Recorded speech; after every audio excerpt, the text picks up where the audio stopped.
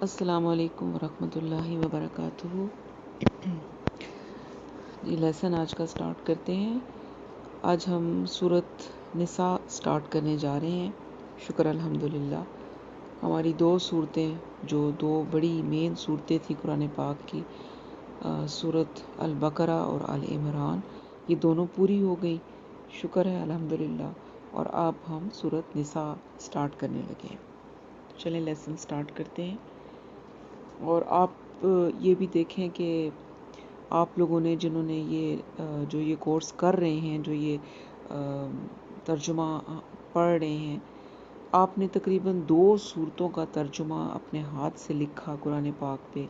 اور اس کو یاد کیا، تو یہ بہت بڑی بات ہے۔ اللہ تعالیٰ کا شکر ادا کریں اور اللہ سے توفیق مانگیں کہ اللہ تعالیٰ ہمیں پورا قرآن اسی طریقے سے اپنے ہاتھ سے اس کا ترجمہ لکھنے کی اور اس کو یاد کرنے کی توفیق عطا فرمائے۔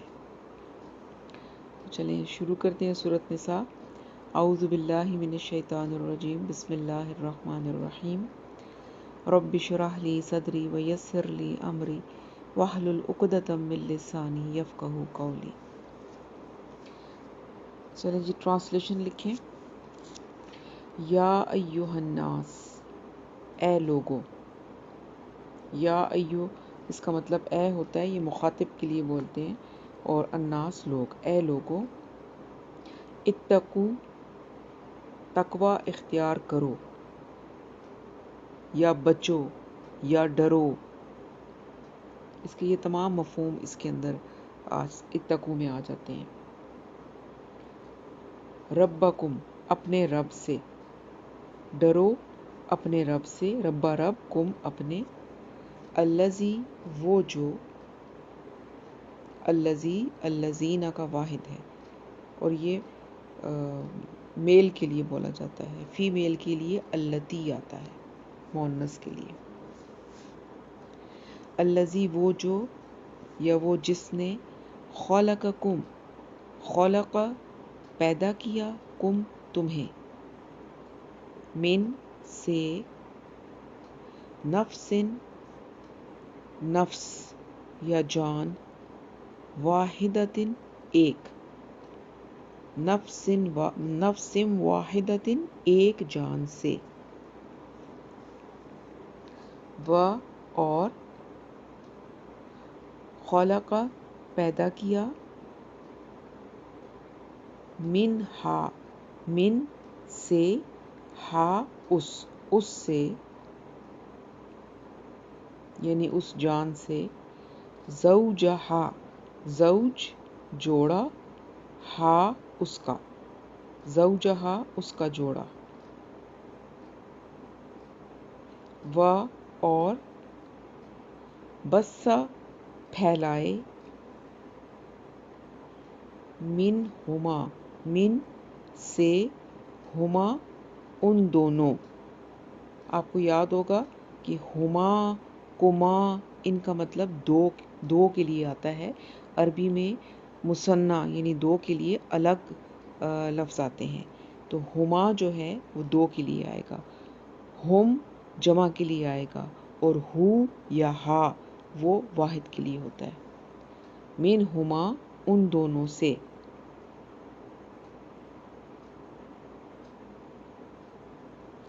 رجالاً مرد، جمع ہے یہ مرد، کثیراً بہت سے، و اور، نساءً عورتیں،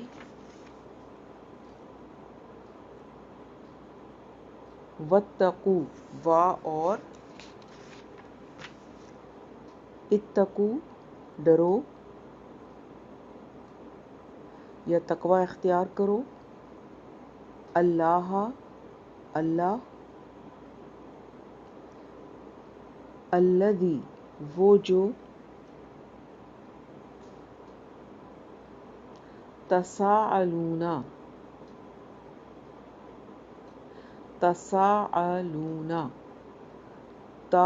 تم، ساءلون مانگتے ہو آپس میں، तसाअलूना तुम आपस में मांगते हो या तुम आपस में सवाल करते हो, बिही उस पर, बा पर, ही उस पर, या आप उस पर के आगे ब्रैकेट में लिख लें नाम, यानी उसके नाम पर, अल्लाह के नाम पर। वल अरहामा, वा और अल अरहाम रिश्ते, रहमी रिश्ते, रहमी रिश्ते। इसके आगे आप ब्रैकेट में लिखें कि रहमी रिश्तों का ख्याल रखो, और रहमी रिश्तों का ख्याल रखो। इन्ना अल्लाह, इन्ना बेशक, ये यकीनन, अल्लाह अल्लाह, काना है, अलैकुम अला पर, कुम तुम पर, रकीबा निगेबान,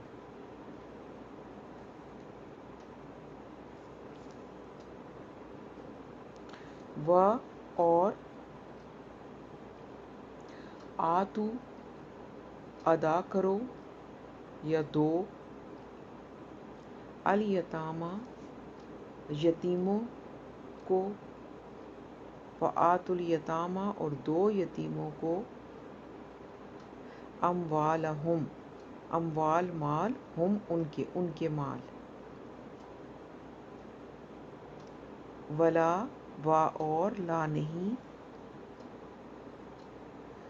ततबद्दलू तब्दील करो या बदलो, अल खबीसा नापाक को, बित तय्यबी पाक से, वा और ला नहीं, ताकुलू तुम खाओ, अमवालहुम अमवाल माल, हम उनके माल, इला तरफ, अमवालिकुम अमवाल माल, कुम अपने मालों। इला का मतलब तरफ होता है, लेकिन यहाँ तरफ के साथ ब्रैकेट में आप लिख लें साथ, इसको सेंस देने के लिए। अम्वालहुम इला अम्वालिकुम, उनके माल अपने माल के साथ। इन्नहु इन्ना यकीनन, या बेशक, हु ये, काना है बेशक ये है, हुबन गुनाह, कबीरा बड़ा गुनाह है। वा और इन अगर, खिफ तुम खिफ डरो तुम डर हो तुम्हें, व इन खिफ तुम और अगर डर हो तुम्हें, अल्लाह के ना,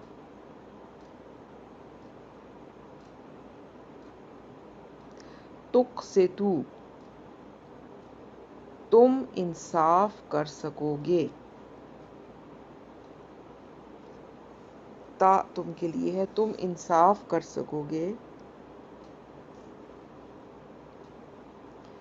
फी में, अल यतामा यतीमों में, फन के हु फ तो, उनके हु निकाह कर लो, माँ जो, ताबा पसंद हो, ताबा पसंद हो, लकुम तुम्हें, जो तुम्हें पसंद हो, मिन से, अन्निसाई औरतें, मिनन निसाई औरतों में से, मसना दो दो, व और,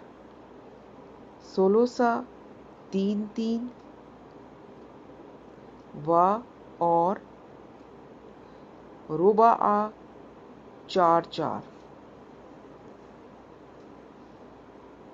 फ इन, फ फिर, इन अगर, फिर अगर, खिफ तुम, खिफ डर हो तुम तुम्हें, फ इन खिफ तुम फिर अगर तुम्हें डर हो या तुम्हें अंदेशा हो, अल्लाह के ना तादिलू तुम इंसाफ कर सकोगे, ता तुम के लिए ये मुजारे है और अदिलू अदल से निकला है, इंसाफ कर सकोगे, तादिलू तुम इंसाफ कर सकोगे,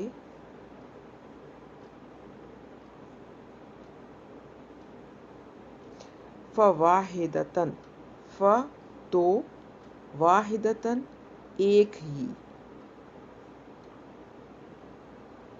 तो एक ही ब्रैकेट में लिख लें, एक ही से निकाह करो, औ या, माँ जो, मालाकत मालिक हो, ऐमानुकुम ऐमान होता है, बल्कि आप ऐमानुकुम का मतलब होगा तुम्हारी, मालिक हो तुम, यानी जिसके तुम मालिक हो, तुम्हारे दाएं हाथ जिसके मालिक हो, तो इसका मतलब क्या बनेगा, लौंडी जिसके तुम मालिक हो, मालाकत ऐमानुकुम, मालाकत लौंडी जिसके तुम मालिक हो, मालाकत ऐमानुकुम, इसका इकट्ठा मतलब लिखें, लौंडी जिसके तुम मालिक हो, ज़ालिका ये,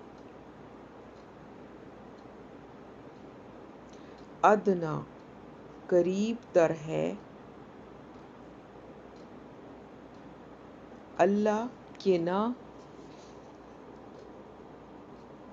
ताउलू तुम झुक पड़ो,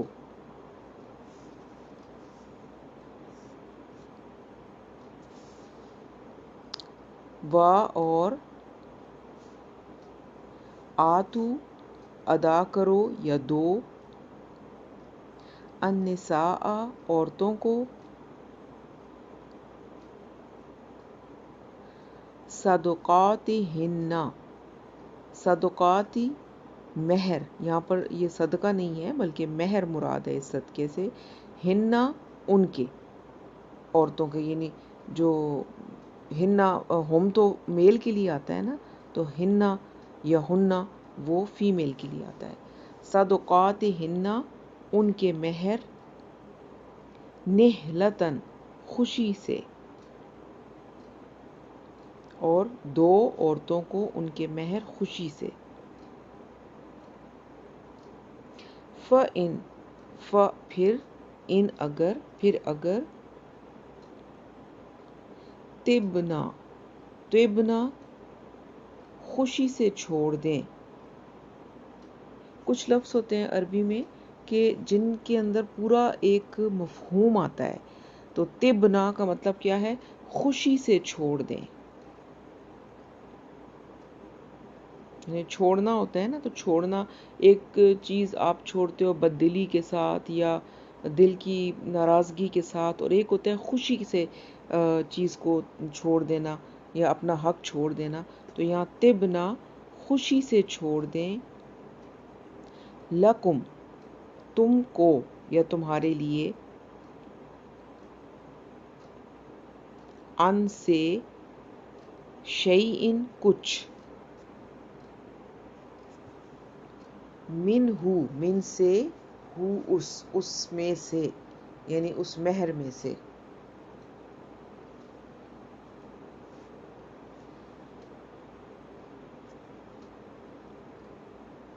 نفسن دل سے، نفس کہتے ہیں نا اپنی دل کو، تو دل سے، یعنی دل سے وہ چھوڑ دیں خوشی کے ساتھ، فَقُلُوهُ ف تو، کلو کھاؤ، ہو اسے، یہ تین پارٹس ہیں اس کے، فَقُلُوهُ تو کھاؤ اسے،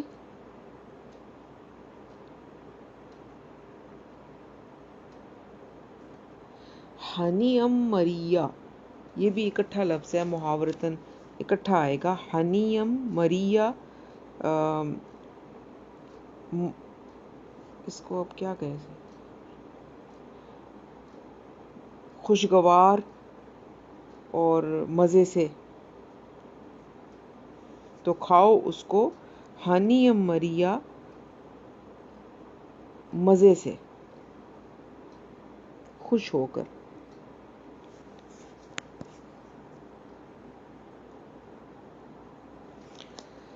چلیں جی اتنا ہی کرتے ہیں، 4 آیتیں،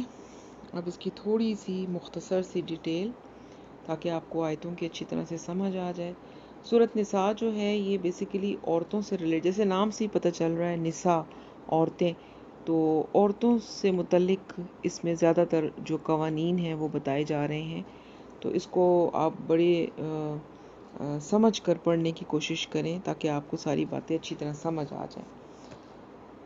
یا ایھا الناس، اے لوگو، اتقوا ربکم الذی خلقکم من نفس واحدۃ، اے لوگو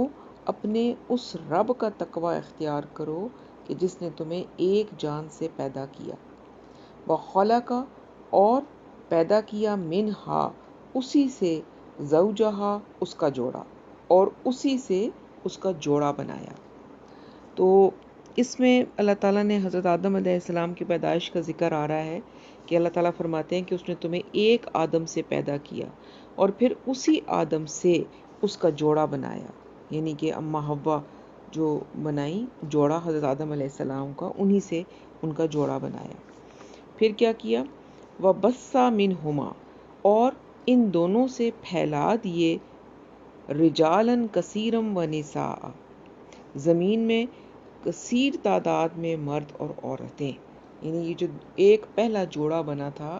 حضرت آدم علیہ السلام کا، جن کی پیدائش کا پورا قصہ آپ سورۃ بقرہ میں پڑھ چکے ہیں، پھر ان سے ان کا جوڑا اللہ تعالیٰ نے بنایا اماں حوا کی شکل میں، اور پھر وہ سارا آپ نے پورا سٹوری پڑھ لی کہ کس طریقے سے پھر وہ زمین پر آ کر آباد ہو گئے، تو ان سے پھر اللہ تعالیٰ نے جتنی بھی تخلیق مردوں اور عورتوں کی چل رہی ہے وہ بنائی، عورتیں بھی پیدا ہوئیں اور مرد بھی پیدا ہوئے، اور ان کو زمین میں اللہ تعالیٰ نے ان دونوں سے پیدا کر کے پھیلا دیا، یعنی ان سے ان کے بچے ہوئے، پھر ان سے ان کی آگے اولاد ہوئی، اور اسی طریقے سے یہ سلسلہ جو ہے یہ چلتا گیا۔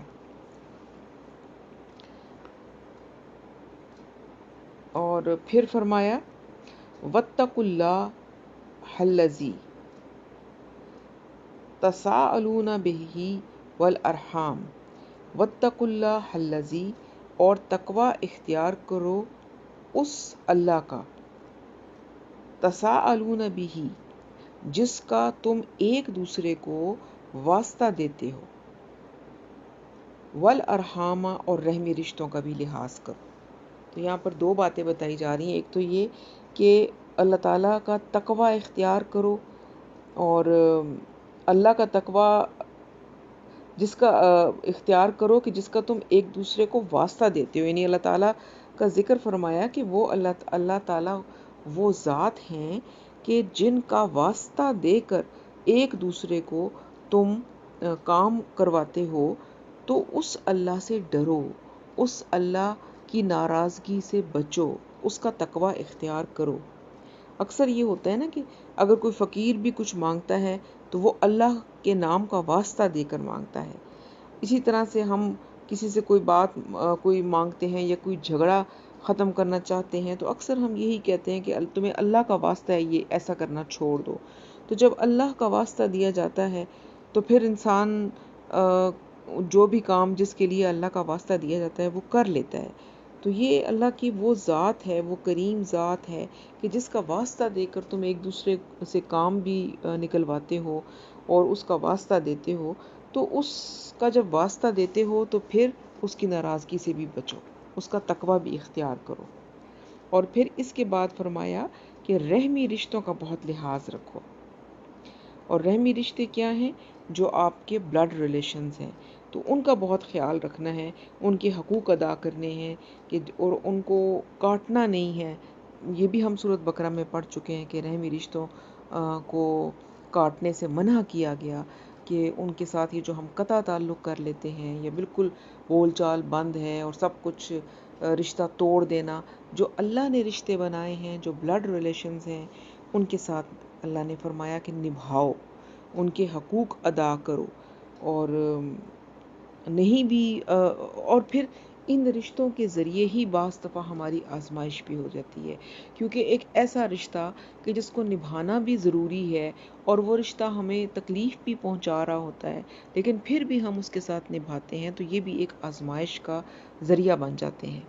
تو ان رشتوں کو نبھانا بھی بعض اوقات ایک آزمائش اور ایک ٹیسٹ ہوتا ہے. تو بہرحال اللہ کا حکم ہے تو ان کو نبھانا ہے. ان اللہ کان علیکم رقیبا، کہ یقیناً اللہ تعالیٰ تم پر نگران ہے، کہ وہ جو کچھ تم کر رہے ہو وہ سب کچھ دیکھ رہا ہے. لہٰذا جب ہمیں یہ پتہ ہوگا کہ اللہ تعالیٰ ہمیں دیکھ رہے ہیں تو ہم محتاط ہو کر کام کریں گے، حقوق کو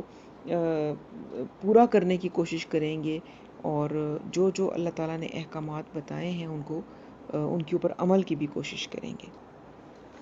اگر ہر وقت یہ خیال رہے کہ اللہ تعالیٰ مجھے دیکھ رہے ہیں، کہ اللہ از واچنگ اس، اور ہمارا ہر عمل جو ہے وہ اللہ کی نگاہ میں ہے، تو پھر انسان کھڑکی دروازے بند کر کر بھی کوئی ایسا کام نہیں کرے گا کہ جو اللہ کو پسند نہیں ہے، یہ جس سے اللہ نے منع فرمایا ہے. کیونکہ اس کو پتہ ہوگا کہ ایک آنکھ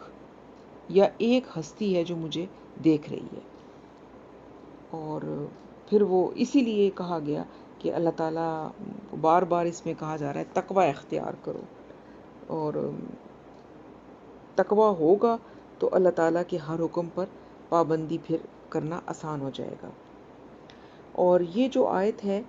یہ نبی صلی اللہ علیہ وسلم نے اس آیت کو خطبہ نکاح میں بھی شامل فرمایا. جو خطبہ دیا جاتا ہے نکاح کے موقع پر، اس میں یہ آیت بھی شامل ہے،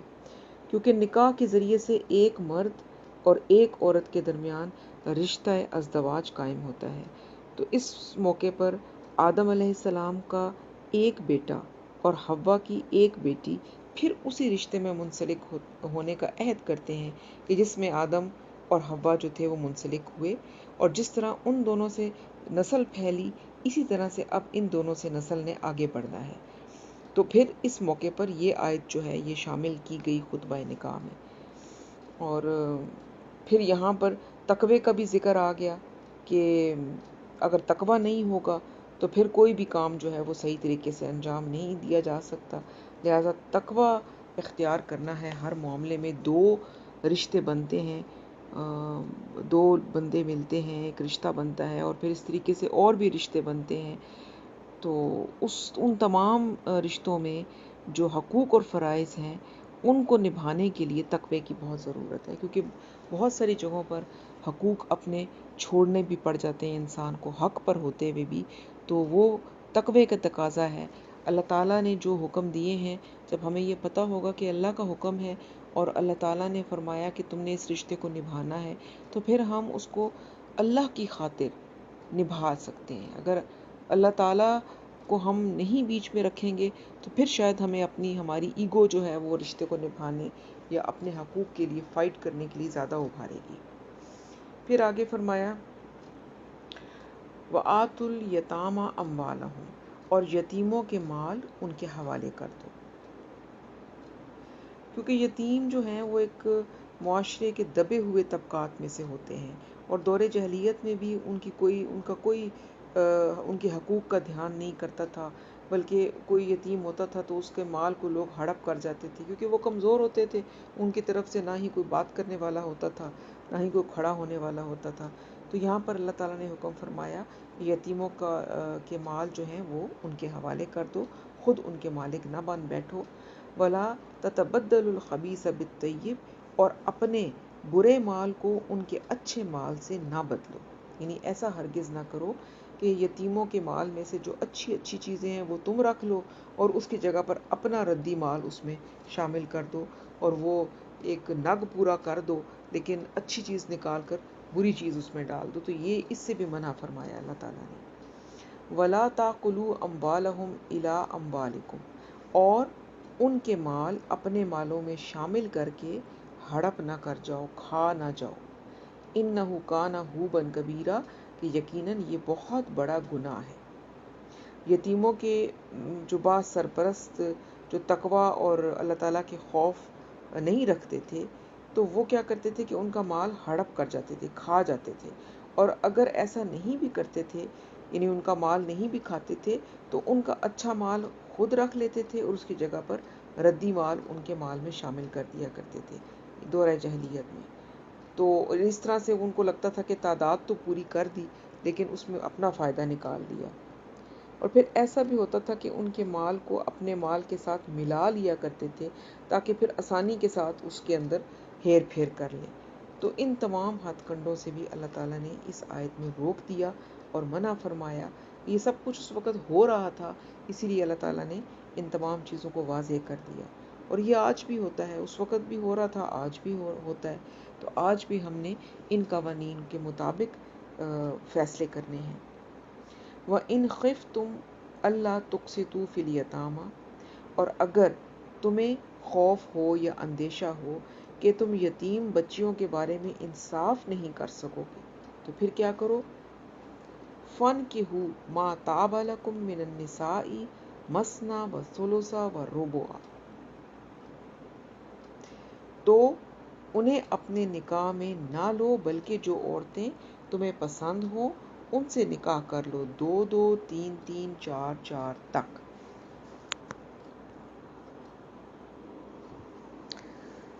اچھا، اب یہاں پر چونکہ یتیموں کی بات ہو رہی ہے تو اس میں جو تھا اس معاشرے میں یہ ہوتا تھا کہ یتیم جو لڑکے یتیم ہوتے تھے وہ تو ایک خاص عمر کو پہنچتے تھے تو وہ اپنی ایک آزاد مرضی سے زندگی گزار لیتے تھے، لیکن جو یتیم لڑکیوں کا معاملہ ہوتا تھا وہ اس طرح تھا کہ ان کے ولی اور سرپرست جو بھی اس یتیم بچی کا کوئی ولی ہوتا تھا یا جو اس کی سرپرست ہوتا تھا وہ نکاح بھی کر لیتے تھے بعض اوقات ان کے ساتھ، ان بچیوں کے ساتھ۔ اس طرح یتیم لڑکیوں کے مال بھی ان کے قبضے میں آ جاتے تھے، یعنی جو بھی مال ان کا ہوتا تھا ان کے بھی وہ مالک بن جاتے تھے، اور یتیم لڑکیوں کے پیچھے ان کے حقوق کے معاملے میں کوئی پوچھنے والا بھی نہیں ہوتا تھا، کہ خود ہی تو وہ ان کے ولی اور سرپرست تھے لیکن وہ خود ان سے شادی کر لیتے تھے، تو ان بچیوں کا جو بھی کوئی مال ہوتا تھا وہ بھی ان کو مل جاتا تھا، اور پھر یہ کہ وہ ان کے ساتھ جو مرضی کریں، ان کے پیچھے کوئی ہوتا بھی نہیں تھا جو کہ ان سے باز پرس کر سکے۔ یعنی اگر ان بچیوں کے ماں باپ ہوتے تو ظاہر ہے وہ بچے کے حقوق کے بارے میں بات کرتے، تو لیکن ان کا تو کوئی بھی نہیں ہوتا تھا، تو یہ خود ہی ان کے سرپرست ہوتے تھے، تو یہ اس طرح کا معاملہ ان کے ساتھ کرتے تھے۔ تو چنانچہ فرمایا کہ اگر تمہیں یہ اندیشہ ہو کہ تم ان کے بارے میں انصاف نہیں کر سکو گے تو پھر تم ان یتیم بچیوں سے نکاح مت کرو، یعنی اگر تم ان کے مالوں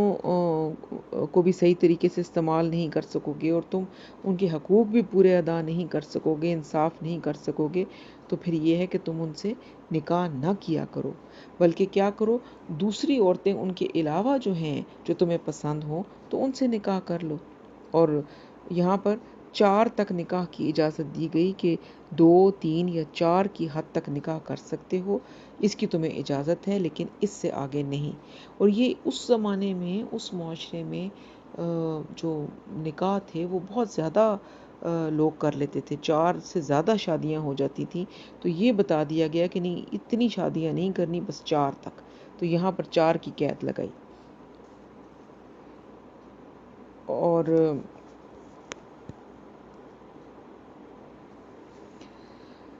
پھر فَإِنْ خِفْتُمْ أَلَّا تَعْدِلُوا فَوَاحِدَةً، پھر اگر تمہیں اندیشہ ہو کہ ان کے درمیان عدل نہیں کر سکو گے تو پھر ایک ہی پر بس کر دو، ایک ہی بیوی رکھو۔ تو یہاں پر یہ فرما دیا کہ یہ جو تم کو 2 3 4 عورتوں سے نکاح کرنے کی اجازت دی جا رہی ہے، تو یہ ایسے نہیں ہے، بلکہ یہ ایک شرط کے ساتھ ہے، اور وہ یہ ہے کہ تمام بیویوں کے درمیان عدل کرو گے، انصاف کرو گے۔ اور اگر تمہیں اندیشہ ہو کہ اس شرط کو تم پورا نہیں کر سکتے یا ان کے درمیان برابری نہیں کر سکتے، تو پھر ایک ہی شادی پر اکتفا کرو، ایک ہی بیوی کو رکھو۔ او ما ملکت ایمانکم، یا پھر وہ عورتیں جو تمہاری ملک یمین ہوں، یعنی کہ وہ عورتیں جو کہ جنگوں میں گرفتار ہوتی تھیں اور ایک طرح سے مال غنیمت کے طور پر حکومت کی طرف سے لوگوں میں تقسیم کر دی جاتی تھی، لونڈیاں جن کو کہتے تھے، تو وہ ایک علیحدہ معاملہ ہے، اور یہ آگے آئے گا اس کے بارے میں، تو وہاں پر ہم پھر اس کو ذرا ڈیٹیل میں پڑھیں گے۔ ذالک ادنیٰ اللہ تعولوا، یہ اس سے قریب تر ہے کہ تم ایک ہی طرف کو نہ جھک پڑو، کہ بس ایک ہی یعنی کہ ایک بیوی جو ہے اس کی طرف تم جھک جاؤ، اور باقی جو ہیں تم نے اپنے نکاح میں لی ہوئی ہیں ان کے ساتھ اچھا سلوک نہ کرو، ان کو معلق رکھو کہ نہ تو وہ شوہر والی ہوں، نہ تم ان کے شوہر کے ہونے کے حقوق پورے کر رہے ہو، نہ تم ان کو آزاد کر رہے ہو، تو یہ سارے معاملہ ٹھیک نہیں ہے، بلکہ سب کے ساتھ ایک ہی طرح کا انصاف والا معاملہ کرو۔ وَآتُوا النِّسَاءَ صَدُقَاتِهِنَّ نِحْلَةً، اور عورتوں کو ان کے جو مہر ہیں وہ خوش دلی کے ساتھ ادا کرو، یعنی عورتوں کے مہر جو ہیں ان کو فرض سمجھ کر اور خوشی خوشی ادا کرو۔ یہ بھی اللہ تعالیٰ کی طرف سے حکم دیا جا رہا ہے کہ جو مہر ہوتی ہے، مہر کی رقم شادی کے موقع پر جو مقرر کی جاتی ہے، اس کو خوشی خوشی ان کو ادا کرو۔ وہ اکثر ہماری فیملیز میں تو شادیاں جب ہوتی ہیں تو وہ لڑکی والے جو ہیں وہ چاہتے ہیں کہ ڈھیر سارا مہر لکھوا لیں، کہ اگر کل کو خدا نخواستہ طلاق ہو تو بندہ جو ہے وہ سوچے کہ، اور حالانکہ معاملہ یہ ہے کہ جو مہر ہے وہ آپ نے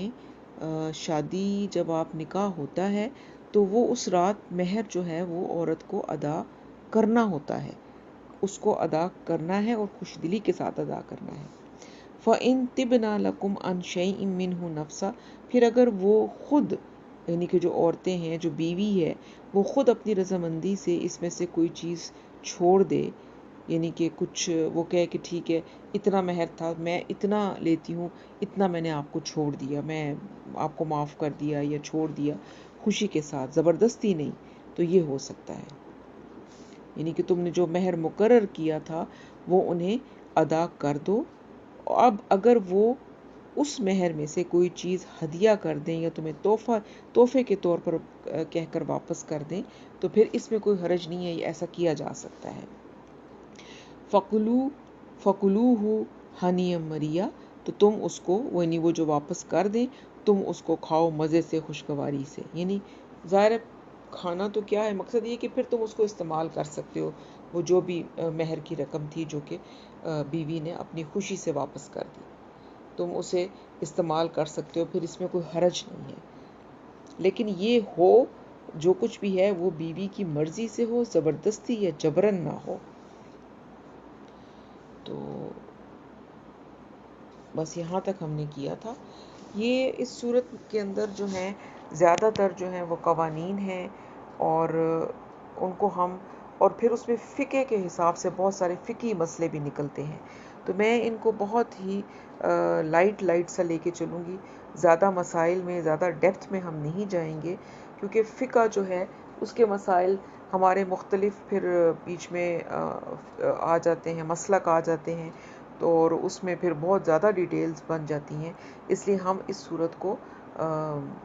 بس ایسے پڑھیں گے ہلکی ہلکی ڈیٹیل کے ساتھ، تاکہ ہمیں بس پتہ چل جائے کہ کیا حکم ہے اللہ کی طرف سے. پھر اس کے اندر سے جو مسائل نکلتے ہیں وہ پھر آپ کو تفسیر کی کتابوں میں بھی مل جاتے ہیں، اور مفتی حضرات سے بھی کنسلٹ کر کے ان کے بارے میں پوچھا جا سکتا ہے. اور اگر آپ کے ذہن میں کوئی سوال پھر بھی اگر ایسا ہو تو آپ پوچھ سکتے ہیں. مجھے اگر پتہ ہوگا تو میں ضرور آپ کو پرسنلی بتا دوں گی.